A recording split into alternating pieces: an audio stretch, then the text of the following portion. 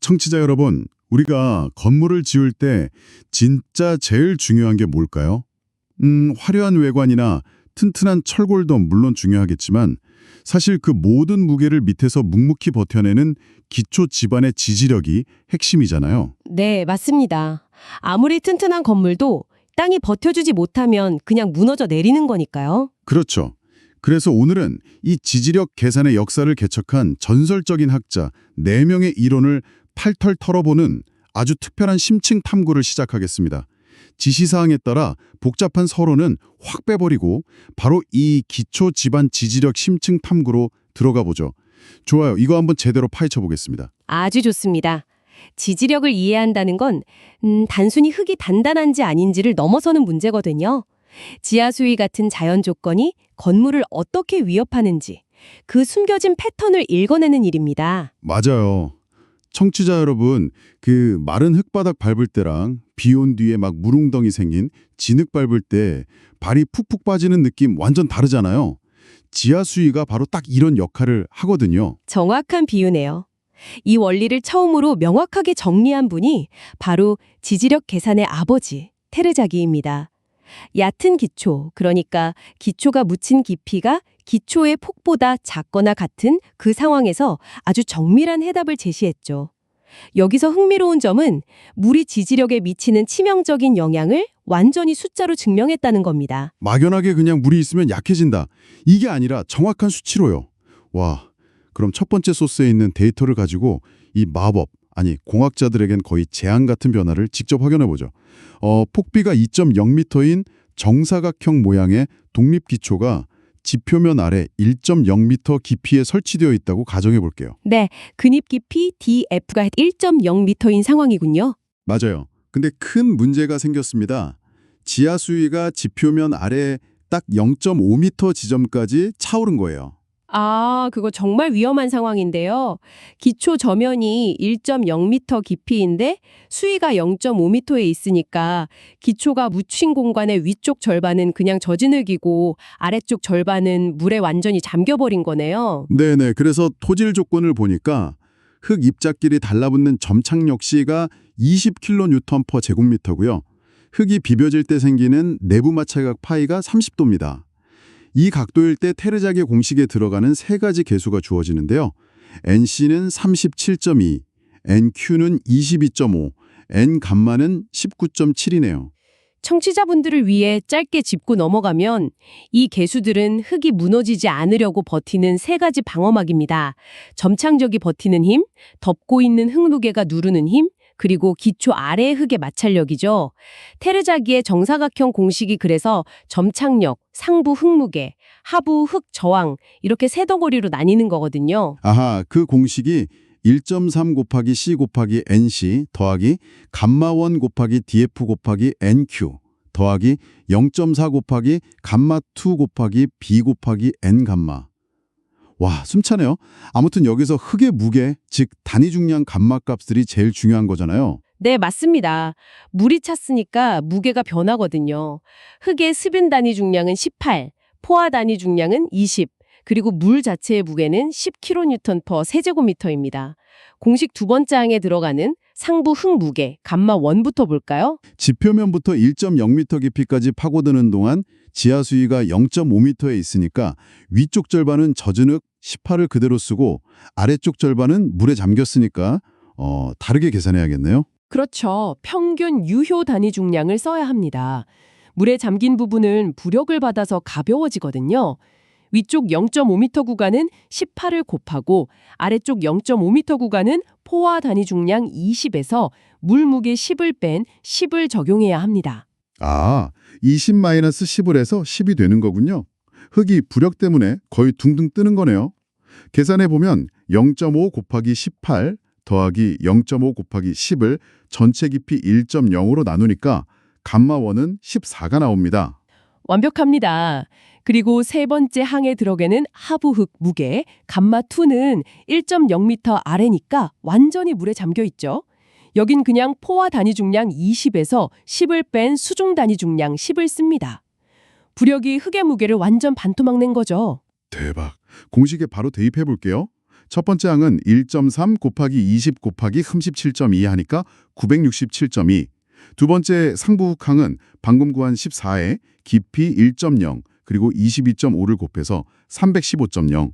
세 번째 하부항은 0.4 곱하기 10 곱하기 폭 2.0 곱하기 19.7 하니까 157.6이 나옵니다. 이 세 가지를 전부 더하면 극한 지지력은 총 1439.8kN/제곱미터가 나옵니다. 지하 수위 때문에 흙 무게가 줄어서 두 번째, 세 번째 항의 방어력이 뚝 떨어진 걸 숫자로 확인하신 겁니다. 와, 테라작이 진짜 천재네요. 근데 여러분, 우리가 무거운 배낭을 한쪽 어깨에만 딱 맸다고 상상해 보세요. 몸이 확 기우뚱하겠죠? 기초지반도 똑같이 엄청 당황할 겁니다. 테러자기는 수직 하중만 생각했는데 현실은 하중이 한쪽으로 치우치잖아요. 여기서 마요호프가 등장합니다. 네, 마이오호프의 접근은 정말 우아하죠. 하중의 한쪽으로 치우치는 편심이 발생하면 집안이 체감하는 기초 면적이 아예 줄어든다고 본 겁니다. 그래서 유효폭 B-라는 아주 직관적인 치수 개념을 만들어냈죠. 0.2m만큼 쏠렸어요. 근입 깊이 DF는 0이고 점착력도 0인 모래집안 조건입니다. 네, 마찰각 파이가 35도라서 지지력 계수 NQ는 33.3, N감마는 37.1, 흙 단위 중량은 19로 주어졌네요. 여기서 제일 중요한 유효폭 B-를 계산해야 하는데요. 마이어호프 룰에 따르면 원래 폭 2.0m에서 편심거리 0.2m의 2배를 빼야 합니다. 네, 잠깐만요. 하중이 0.2m 옆으로 갔을 뿐인데 왜 0.2가 아니라 그 2배인 0.4m를 빼는 거예요? 땅 입장에서는 갑자기 폭이 1.6m로 쪼그라들어서 억울하게 페널티를 2배로 받는 거잖아요. 아주 예리하십니다. 왜 2배를 뺄까요? 흙이 힘을 제대로 받으려면 작용점을 중심으로 양쪽이 대칭이어야 하거든요. 중심이 오른쪽으로 0.2m 이동했으면 새로운 중심 기준으로 왼쪽 길이도 똑같이 맞춰야 밸런스가 유지됩니다. 아, 밸런스를 맞추느라 반대쪽 꼬리 부분을 싹둑 잘라버리는 거군요. 그쪽은 힘을 아예 못 받으니까. 그래서 2.0에서 0.4를 빼서 유효폭 B-가 1.6m가 되는 거네요. 유효 길이 L-는 치우침이 없으니까 그대로 3.0m고요. 맞습니다. 이제 이 줄어든 치수로 마이어호프만의 형상 개수를 구해야죠. 직사각형 모양 특성을 반영하는 공식인데 1 더하기 0.1 곱하기 유효폭 나누기 유효 길이 거기에 탄젠트 제곱 45도 더하기 파이 나누기 2를 곱합니다. 어후, 숫자가 막 쏟아지네요. 대입해보면 1 더하기 0.1 곱하기 1.6 나누기 3.0 그리고 탄젠트 제곱 안의 값이 45 더하기 17.5도니까 이거 미리 계산해둔 거 보니까 탄젠트 부분이 3.69네요.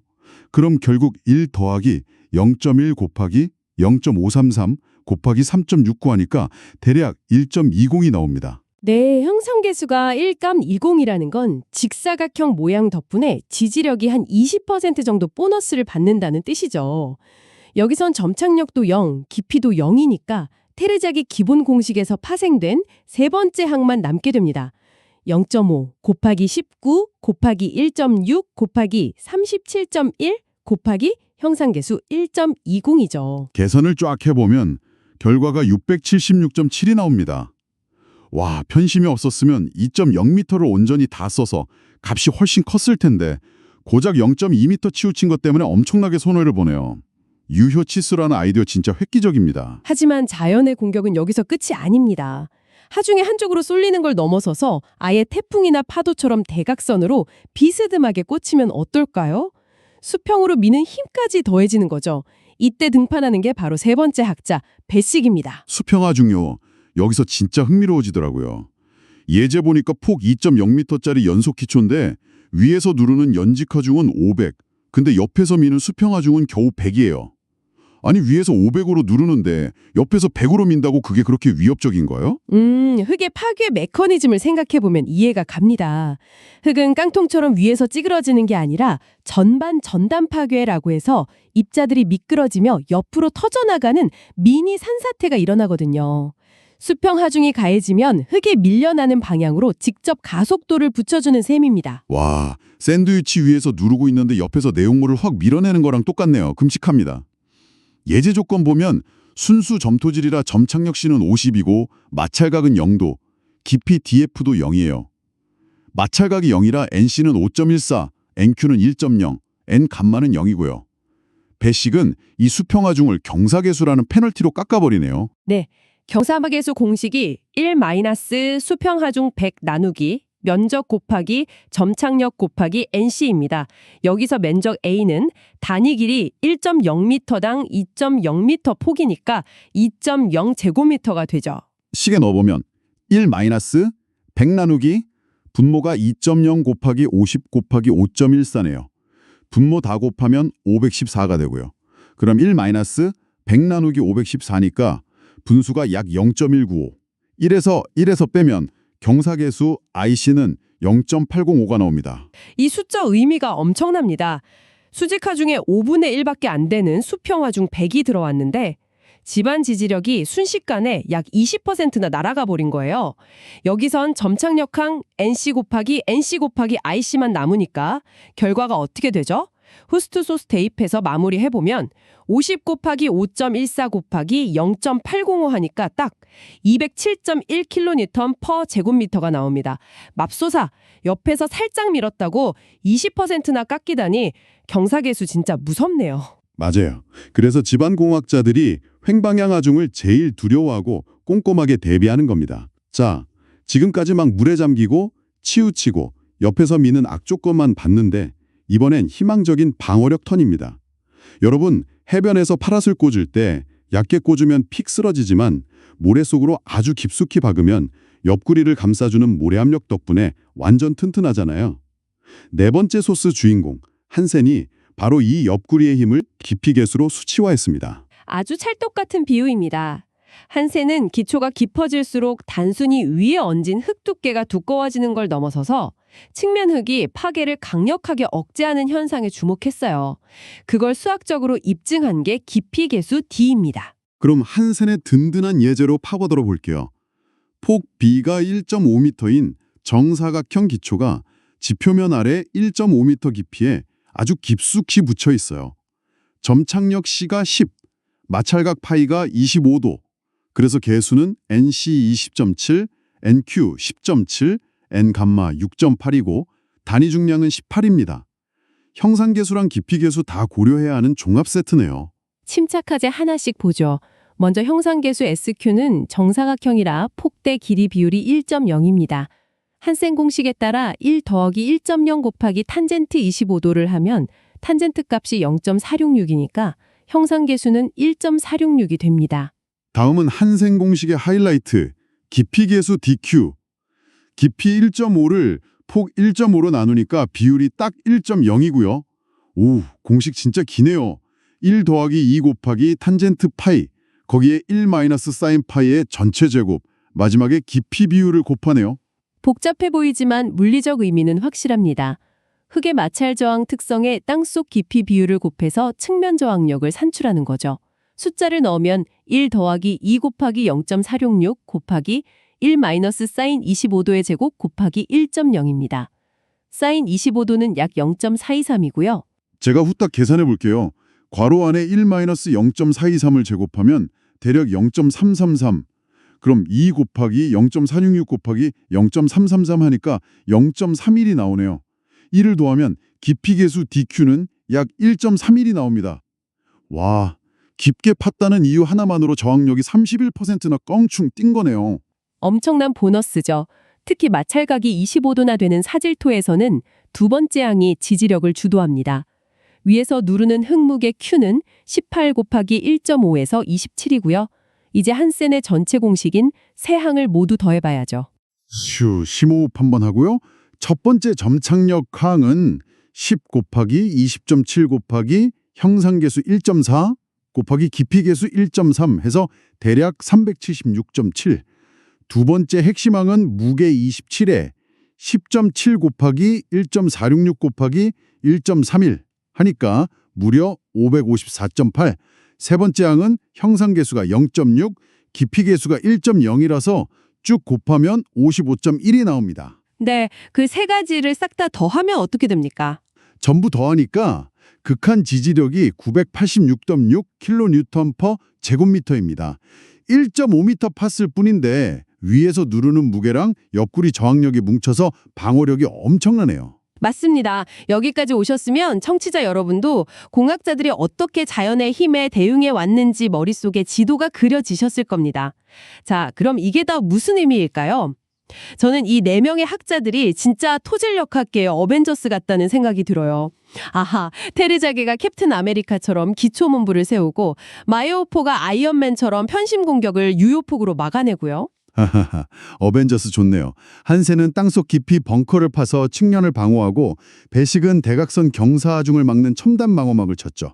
소스의 마지막 요약표를 보면 이들의 발전 과정이 쫙 보입니다. 네, 테르자기는 얕은 기초와 형상계수 기본을 잡았고 마이오포는 편심하중을 유효폭 B-로 깔끔하게 해결했고요.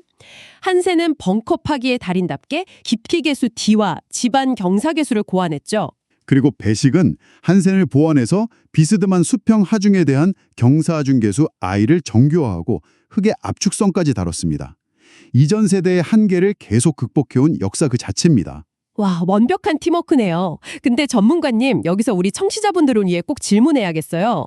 이 4가지 공식 중에 무조건 써야 하는 단 하나의 절대적인 공식이 있나요? 아니요, 단연코 없습니다. 현장의 집안 조건, 즉 지하수가 차오르는지 바람이 부는지 깊이가 깊은지에 따라 가장 적절한 무기를 꺼내들어야 합니다. 완벽한 공식은 없어요. 하긴 우리 발밑의 흙은 공장에서 찍어낸 콘크리트가 아니잖아요. 지구상에서 제일 변덕스러운 재료니까요.